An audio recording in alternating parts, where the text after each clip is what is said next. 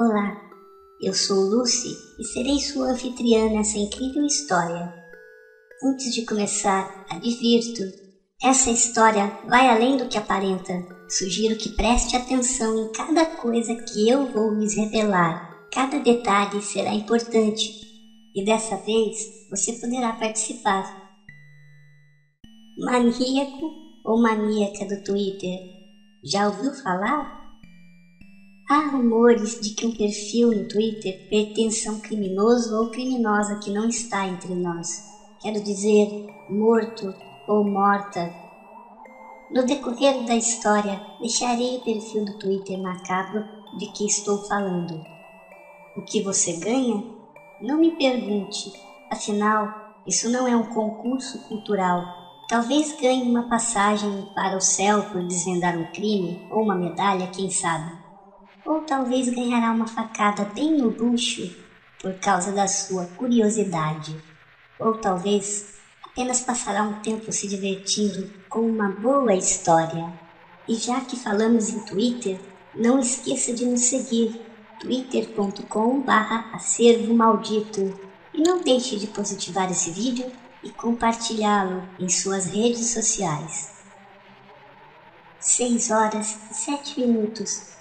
Foi esse o horário em que um catador de papelão comunicou à polícia, através de um telefone público, o que havia encontrado. E pode apostar, não se tratava de material reciclável. Eram 2 corpos, uma mulher e um homem, ambos estirados sobre o chão. Estavam bem ali, no finalzinho da Rua Bahia, um beco sem saída e pouco movimentado, que é rodeado por um conjunto de apartamentos com cerca de 20 metros de altura. Não é muito alto, mas isso torna o beco um lugar quase que ausente de luz. Após ligar para a polícia, o andarilho retornou para onde os 2 corpos estavam. Antes, ele não havia notado, mas, olhando com mais calma, pôde perceber que a mulher segurava uma faca de caça em sua mão esquerda. Por estar debruçada, não era possível ver seu rosto, porém, era nítida a poça de sangue em torno da mulher. É porque sua perna direita estava com os ossos expostos. Parecia que o osso da perna, do joelho para baixo, foi partido em 2, formando uma estaca e atravessando os músculos da perna. Algo realmente impressionante de se ver. Paralisado e amedrontado, o pobre homem não continha seu olhar. Ele só deixou de brisar quando ouviu um gemido sufocado que dizia: "Me ajude, me ajude." Era o homem caído ao lado da mulher, o qual antes aparentava estar morto e que agora mostra sinal de vida e que, porém, subitamente desmaiou. O andarilho não soube o que fazer. Assustado, deu 2 passos para trás. Ele pensava em correr, e quando tentou se virar, um susto, alguém o segura pelo braço, e ao cair na real, viu que era um policial. Para trás, quieto, "Quem é você?" perguntou o policial, que segurava o andarilho com uma arma apontada para sua cara. "Por favor, eu não sei de nada. Eu apenas vi os corpos e chamei vocês. Por favor, eu não sei", gritava o andarilho de maneira desorientada e com grande pavor. "Sente-se perto da calçada e aguarde pelo detetive", ordenou o policial. "Ele já está vindo e quer saber o que aconteceu aqui." O andarilho acatou as ordens. O policial se aproximou dos corpos para tentar compreender o que aconteceu ali. Havia uma grande caçamba de entulhos no local e, sem hesitar, resolveu destampar a caçamba para certificar-se de que não havia mais ninguém no local. Foi nessa hora que o andarilho disse: "Acho que aquele ali ainda está vivo", enquanto apontava o seu dedo indicador para o homem que estava caído. "E só agora você me diz?", indagou o policial, que correu em direção dos corpos. O policial se abaixou e segurou o pulso do homem caído. "Merda!" exclamou o policial, enquanto via que o homem ainda tinha batimentos cardíacos. Rapidamente, ele resolveu checar a mulher, e para sua surpresa, ela também estava viva. Preciso de 2 UTIs móveis urgente no final da Rua Bahia, disse o policial, que solicitou socorros através de seu rádio. Não demorou muito, as ambulâncias chegaram. Os paramédicos tomaram todos os cuidados para transportarem as vítimas. Foi tudo muito rápido. Colocaram o homem em uma maca e a mulher em outra, sem demora. Seguiram em diferentes veículos para o hospital mais próximo. No momento em que as ambulâncias dobravam a esquina, um outro veículo vinha se aproximando. Era o detetive Leonel, o qual havia sido solicitado para fazer a perícia no local, que até então, supostamente, 2 pessoas mortas foram encontradas. Ele estacionou seu carro, mas permaneceu dentro dele. Se eu estou atrasado, significa que não há mortos. Os mortos sempre esperam, disse o detetive.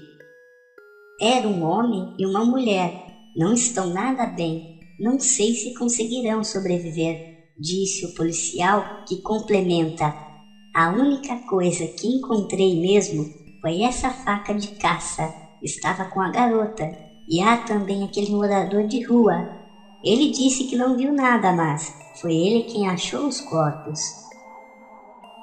Só preciso da faca, disse o detetive, enquanto estendia sua mão para fora da janela do carro para pegar o objeto encontrado pelo policial. Sem perder tempo, nem mesmo interrogar o andarilho, o detetive recolheu a faca e saiu com seu carro. Ele havia seguido para o hospital local para ver de perto toda a situação. Não foi preciso se apresentar ao plantonista da portaria. Todos já o conheciam bem. Bastou saber em qual quarto estavam as vítimas para acompanhar de perto esse mistério. A prioridade de Leonel era descobrir o nome das vítimas. Primeiro, ele visitou o quarto onde estava a mulher.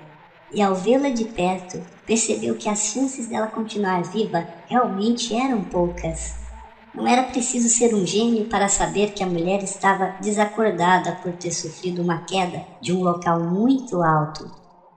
Ela tinha fraturas expostas e seu crânio estava trincado. Havia até mesmo alguns pedaços de miolos saindo para fora. Na verdade, tinha a sorte de ainda estar viva. Saindo dali, Leonel foi ver como estava o rapaz.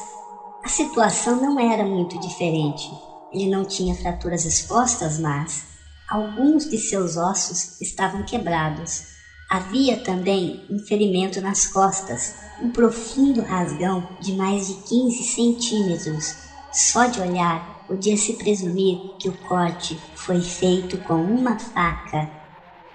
Qual a situação dele? Perguntou o detetive ao médico que estava cuidando do homem naquele momento. Nada boa, respondeu o médico, que visualizava o relatório de exames do paciente. Está em coma e nada posso dizer ainda sobre as chances de recuperação. Antes que o assunto se prolongasse, o celular do detetive tocou. Era do departamento de polícia, dizendo que Leonel deveria voltar ao local do crime. Acontece que uma terceira vítima foi encontrada, dessa vez na sacada do prédio que fica no final da Rua Bahia. Sem perder tempo, o detetive seguiu até o local e ficou surpreso quando viu o corpo da outra vítima. Era uma mulher. Diferente das outras 2 pessoas, ela estava morta. Estava sim. Os ferimentos das facadas eram visíveis, afinal, haviam 27 perfurações por todo o corpo. O que mais chamou a atenção do detetive foi a maneira com que a mulher foi morta. Era algo típico de assassinatos em série, e esse era mais um caso semelhante a outros crimes que a polícia já vinha investigando. Ou seja, o detetive Leonel estava mais uma vez sendo desafiado por alguém muito cruel.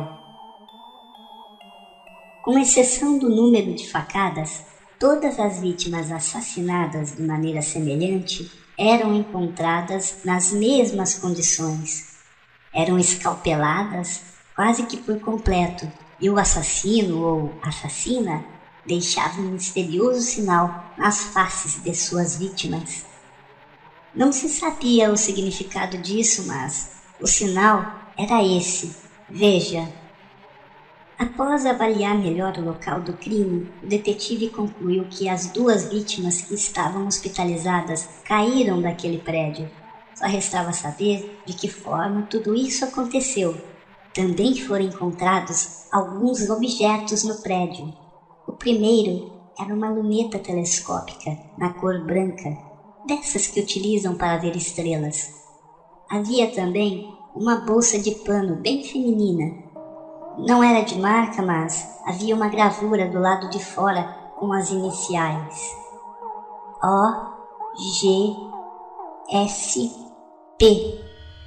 Dentro dela havia uma tesoura e uma boneca de porcelana que estava toda em pedaços. Próximo ao beiral do prédio, local onde o telescópio estava, haviam manchas de sangue pelo chão, bem como na própria mureta de segurança, reforçando ainda mais que foi dali que o homem e a mulher caíram. Foram feitas algumas investigações nas proximidades do local, porém, os poucos moradores do prédio não conheciam as vítimas e nem mesmo notaram o crime, o que significa que as pessoas envolvidas não poderiam morar ali. Os dias se passaram e nenhuma nova pista sobre os crimes havia sido encontrada. A única dica veio uma semana depois, quando uma das vítimas que estava no hospital teve uma breve recuperação. Falo do homem porque a mulher, infelizmente, faleceu. E a causa foi uma insuficiência respiratória. Acabou que não resistiu e morreu. Estávamos falando da pista? Sim, foi um dia antes da mulher falecer. Enquanto eram realizados novos exames de rotina, o médico que cuidava da saúde do homem notou que ele mexia os lábios. Repentinamente, esse homem abriu os olhos por alguns instantes e gritou: "Assassina! Você matou ela! Sua assassina! Ela quer me matar! Assassina! Assassina!" Depois de dizer essas palavras, desmaiou e ficou desacordado por mais 2 dias, até que, na manhã seguinte, algo inesperado aconteceu. Como de rotina, todos os dias, bem cedinho, uma enfermeira deveria trocar os medicamentos do homem desconhecido. Nesse dia em questão, ao chegar no quarto, a enfermeira notou que o homem não estava mais lá. Ele havia desaparecido. Até procuraram por todo o hospital, mas nem mesmo as câmeras que registravam entradas e saídas de pessoas puderam dar informações. Sem prolongar toda essa história, podemos dizer que essas foram as últimas pistas que o detetive Leonel arrecadou. Mais tarde, o departamento de polícia descobriu que a mulher morta encontrada no alto do prédio da Rua Bahia se chamava Helena Melvius Cardosa e era estudante de astronomia. Naquele dia, no dia do crime, ela havia programado de assistir um eclipse lunar com uma desconhecida com quem ela trocava recados no Twitter. Ao menos foi isso que seus pais informaram. O detetive Leonel nunca conseguiu prender o culpado, até porque ele morreu alguns meses mais tarde, por causa de uma parada cardíaca que sofreu enquanto trabalhava. De qualquer maneira, o caso já havia sido arquivado, visto que estava mais do que óbvio que a mulher desconhecida que faleceu no hospital estava acima de qualquer suspeita, embora tanto ela quanto o homem que misteriosamente desapareceu jamais foram identificados. Não se sabem até hoje quem eles realmente são. Recentemente, espalhou-se a notícia de que um perfil no Twitter pode ter ligação com toda essa história. Coincidência ou não, o perfil mostra o mesmo símbolo encontrado nos corpos das pessoas que foram assassinadas, inclusive o número 27-1.